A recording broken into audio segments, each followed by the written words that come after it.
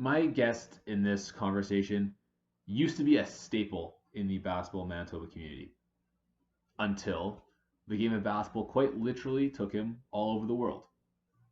Darcy Coss had been working with various organizations, including FIBA 3x3, when the pandemic happened, and all of the work that he was planning on undertaking for the next year or so got canceled.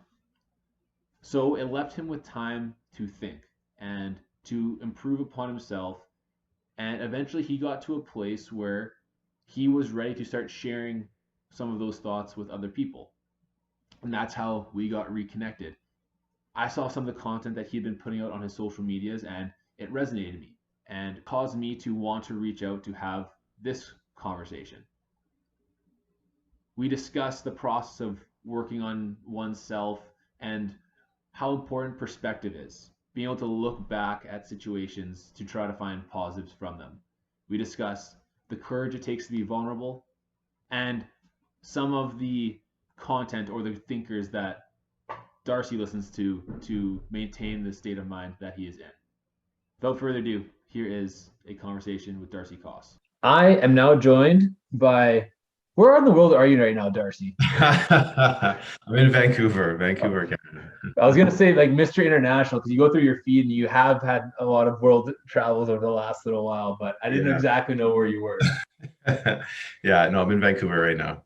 How long have you been there for? Going close to, I think I'm going on to 2 years, so a little over a year and a half now. Yeah. As that's been kind of your home base. Yeah, it's been home base. I've been going back to Winnipeg quite a bit, but it's been home base since, again, like a year and a half ago. Came out here for a job, ended up quitting that job and then going to LA for a little while to do another job.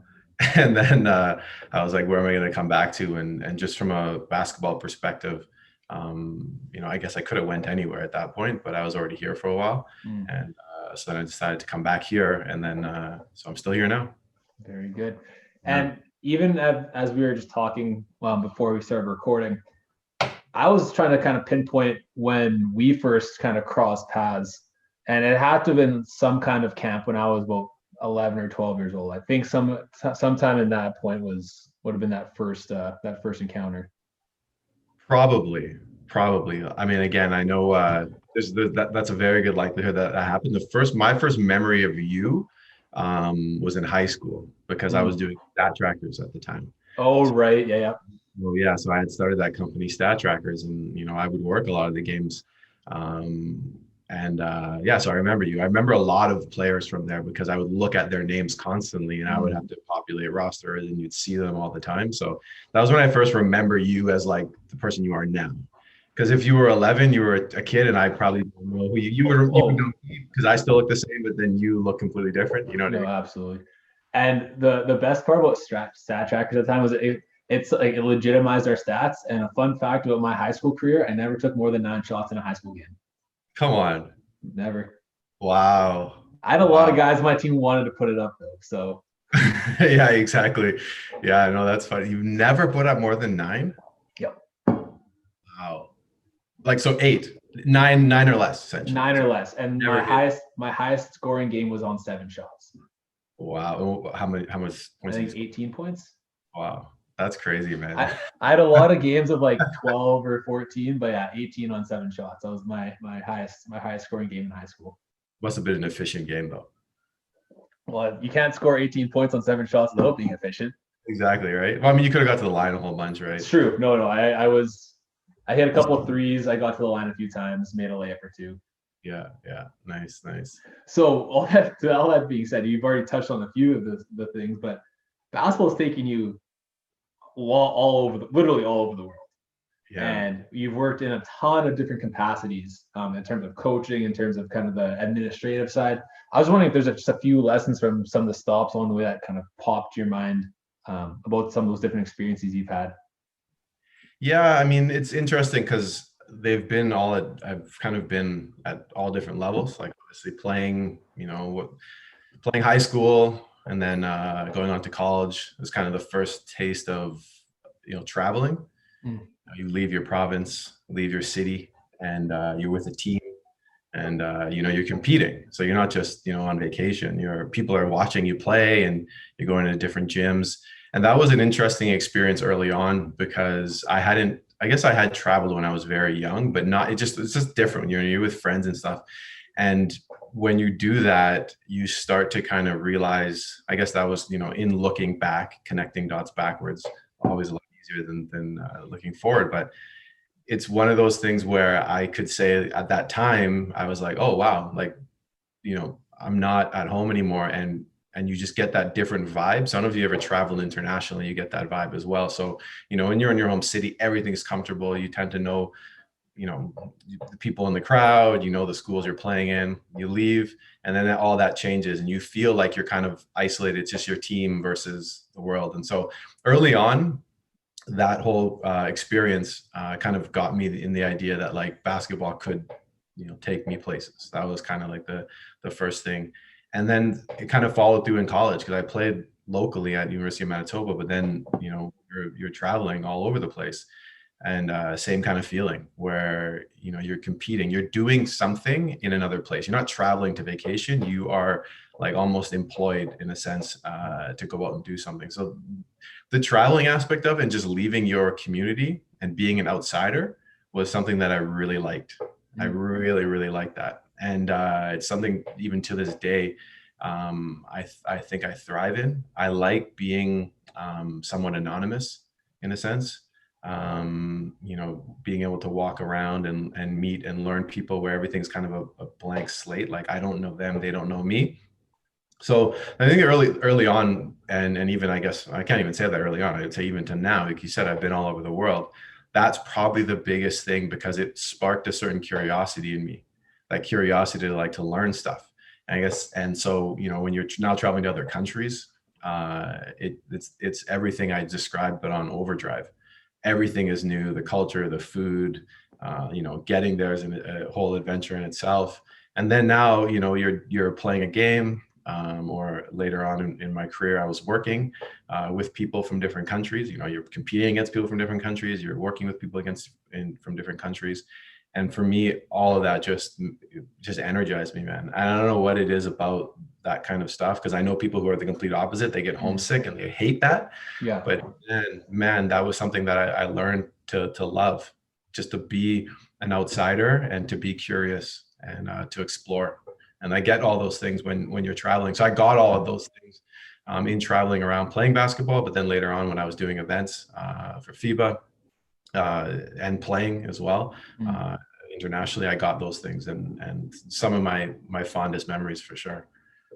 And then just the nature of the work you're doing with FIBA, with the 3-on-3 circuits and whatnot, kind of everything fell out once the kind of global shutdown happened. Yeah. And just going through your Instagram profile, you kind of document a little bit of some of the feelings that you were feeling at the time. Now looking back on kind of those first month or two, now we're 6 months kind of in the future. What reflections do you have on that time period of having kind of the next whether year kind of set up and then all of a sudden nothing?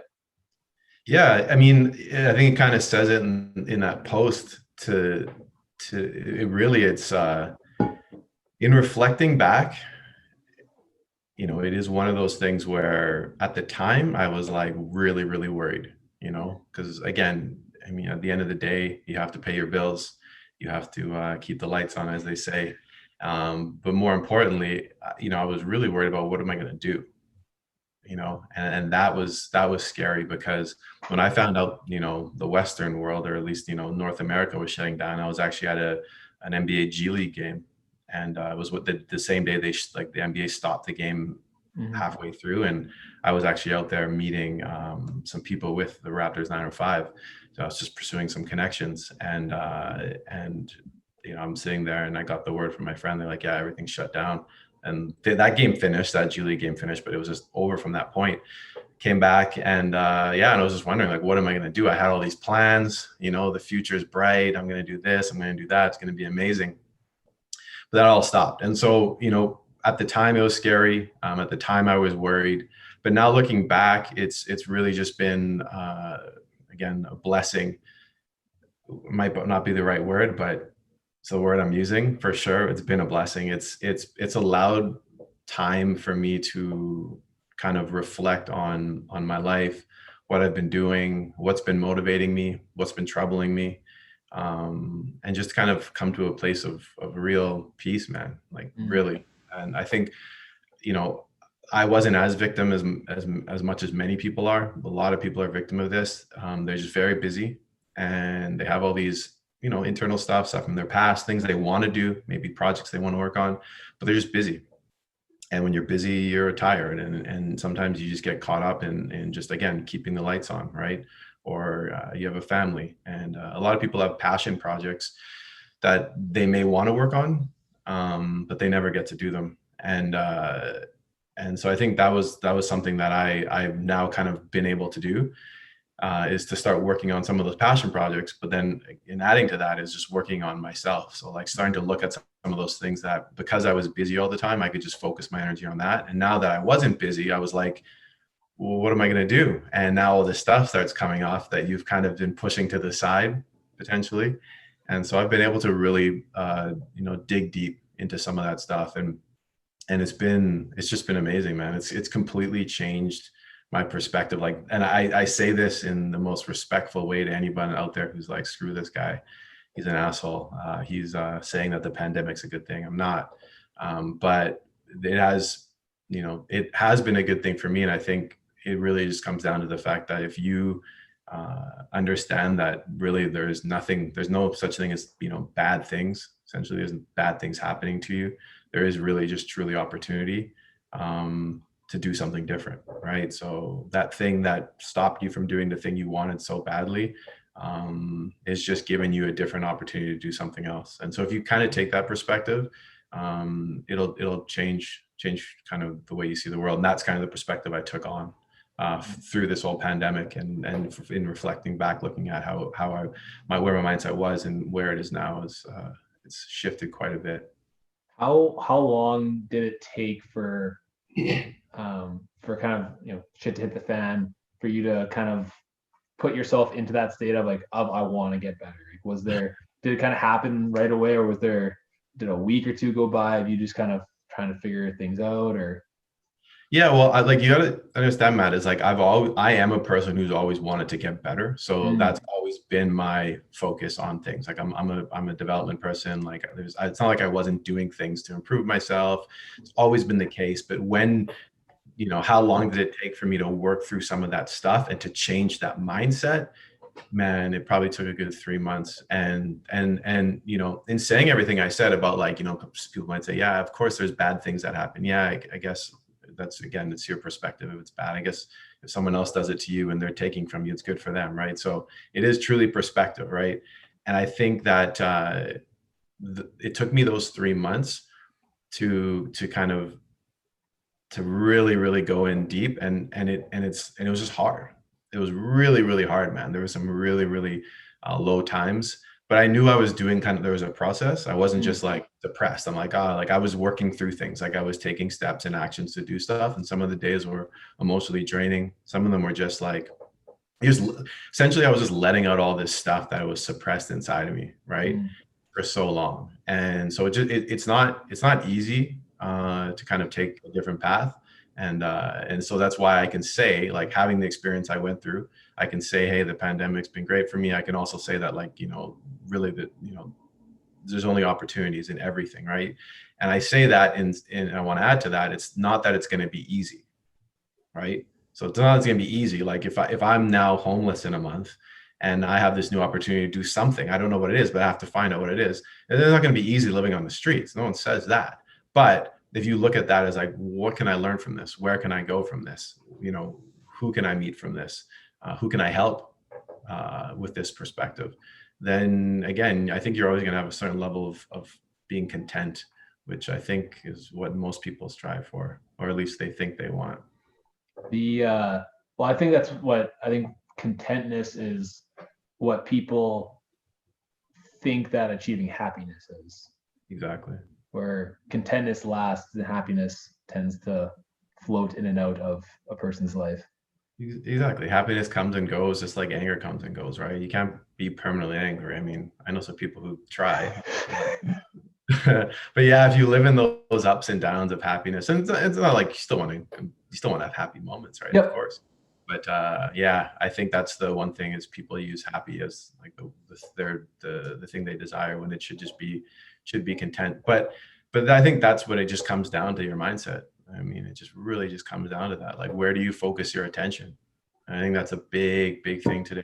How do you focus your attention? So that's something else I learned over that time there, is focusing your attention on things that you desire or ways that you want to feel.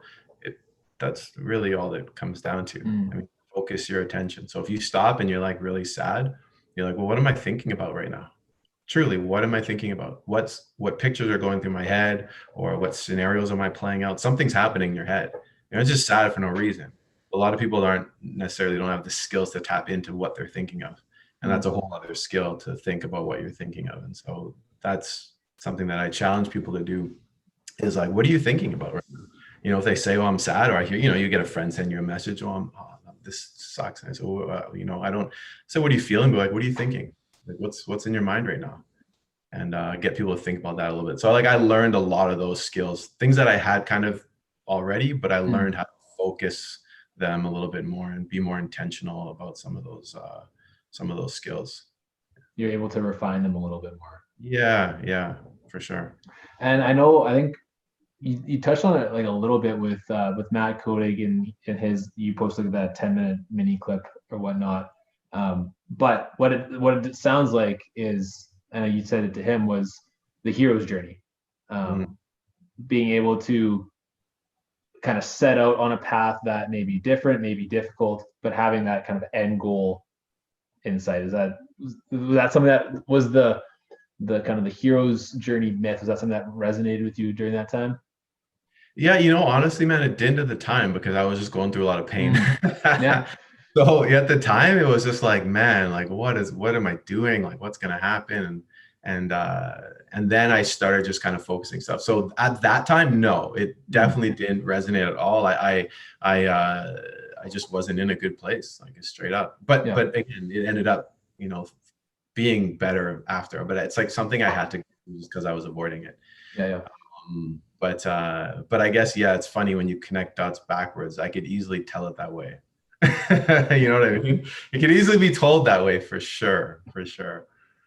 No, and that's something that I've looked back on, and even in my life, of there's times where I'm like, this shit sucks, and you're just so engrossed in that moment, and then you remove yourself even 6 months or a year from that moment, and you are in a better place than where you were before that happened. And you think to yourself, like, I couldn't have gotten to the place I am now without that event, or that 3 months, or that 6 months, or whatever that time was happening before. Yeah. No, that's the classic. That's just the journey. I think but I appreciate you talking about the reflection and looking back, because I think a lot of people don't necessarily have that approach.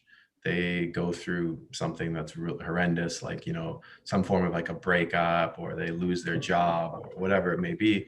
And they don't look back and say, oh, that was a great time. They say, oh, that really sucked. And that's it. But, they don't reflect on some of the reasons why that thing happened in the first place. And likelihood is they had a lot to do with it, whether it's losing your job. And again, obviously, okay, the economy shuts down, your place starts laying people off. Well, that's not your fault. But if you're just dwelling on the crappy feelings that you got from that, and then you look back, oh, I got a job again. That time really sucked because I just sat around and ate pizza. And you know what I mean? Like they didn't, again, it's about how you deal with the situation, right? It's always that. And so I can tell that, you obviously are someone who takes the time to reflect on things, or at least, process or self-reflect. Otherwise you wouldn't have that perspective, because not everyone shares it. I promise you that. Again, I think the last thing I wanted to touch on is, I think yesterday, as we're recording this, you put out a post about, or like a poll about vulnerability and whether people thought it was powerful or not. And I actually had a response that I was gonna send back to you, and then didn't, because I knew we were gonna be talking. Let's hear and well, my thought process was, being vulnerable, I think, is extremely powerful, but we have to be careful of who we're vulnerable with, in the sense that if you're vulnerable with someone who truly wants what's best for you, both people are probably gonna move forward in that relationship.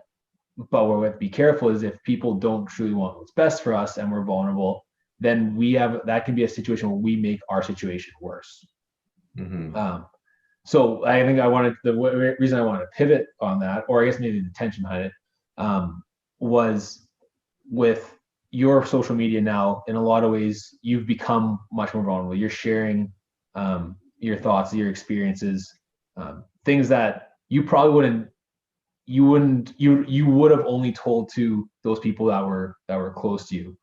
I was just wondering, what was the kind of the moment of inertia? What was the motivation and the thoughts behind sharing some of those really deeply personal things about yourself with, again, not just people that are close to you, but with kind of the wider world of whoever clicks onto the account?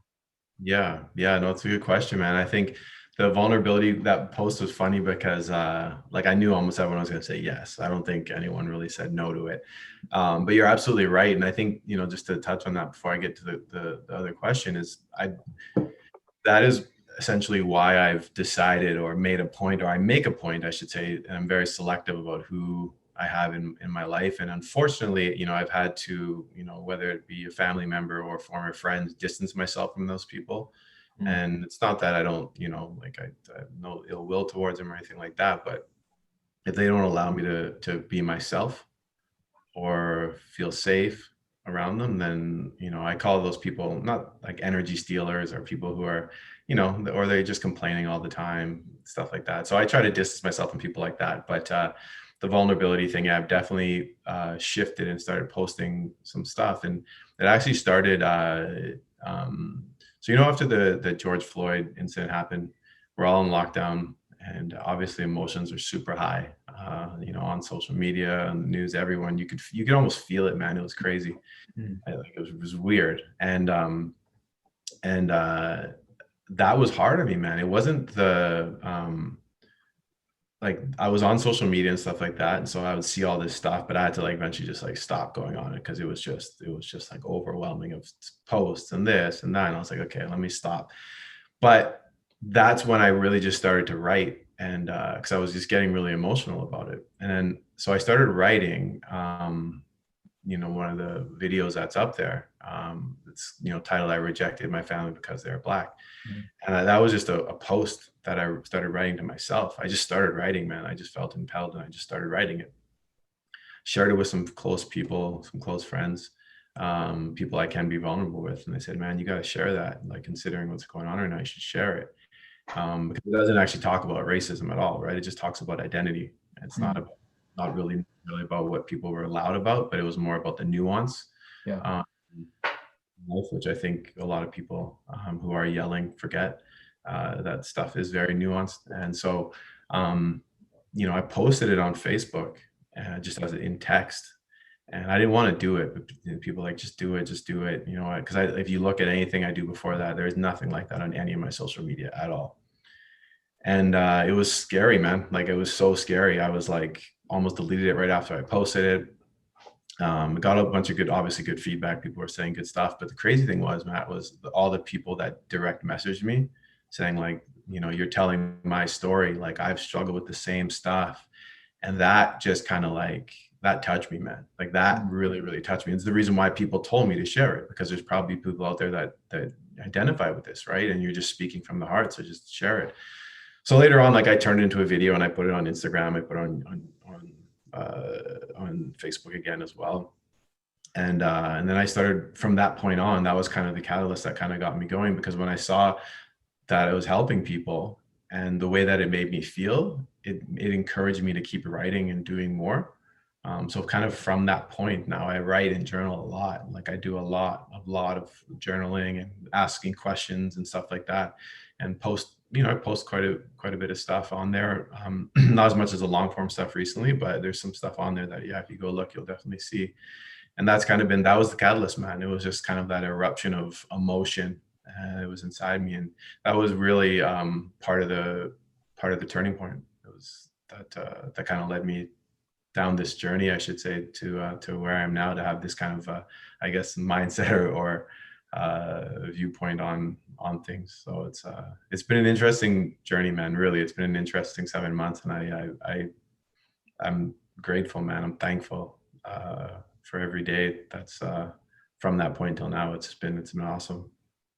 I think last question that I have is, is there anything or any like content that you can kind of consume, not daily but regularly, whether it's books, podcasts, people that you listen to speak, that you could maybe share with myself or people that are watching this? Yeah. So Alan Watts, if you don't know who that is, he's passed away a long time ago, philosopher, focuses on Eastern philosophies and contrasts them with Western ways of living.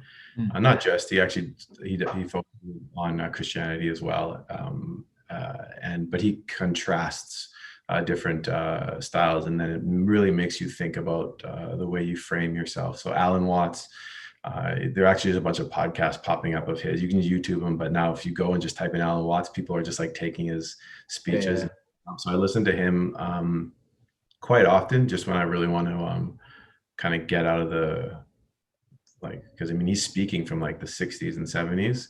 It's so relevant today. So it kind of gets me out of the realities of today. I just pull away a little bit. Listen to Joe Rogan quite a bit, but I tend to only listen to when he has intellectuals on. I don't listen to his comedy stuff as much, or like when he has goofy stuff, unless it's Joey Diaz, because man, that guy's funny. I just can't with him. He's too funny. And other than that, what else am I listening to, man? What other podcasts am I listening to? I have like a list of them. But yeah, I think if I could leave someone to Alan Watts, you really want to have your mind blown, because he'll blow your mind. Like he truly will. And then one thing I will say is, for anyone who is listening to this, watching this, definitely think about thinking, man. That's that one thing alone. Think about what you are thinking will change your entire life. It'll start you on a path to changing your entire life, because people are just out here freaking running around and they have no idea what they go through a whole day, and they have not one time reflected on anything that has ran through their mind. And that's truly all we are, is a series of thoughts that just pop into our head. And you can achieve that through a lot of different ways, meditation, all that stuff. Look, I mean, everyone has their own journey, but think about thinking, man. And Alan Watts will make you think about thinking. So it's kind of why I threw them in there together. Beautiful.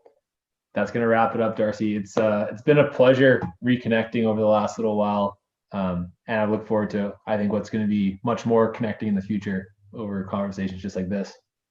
Absolutely, man. I appreciate it.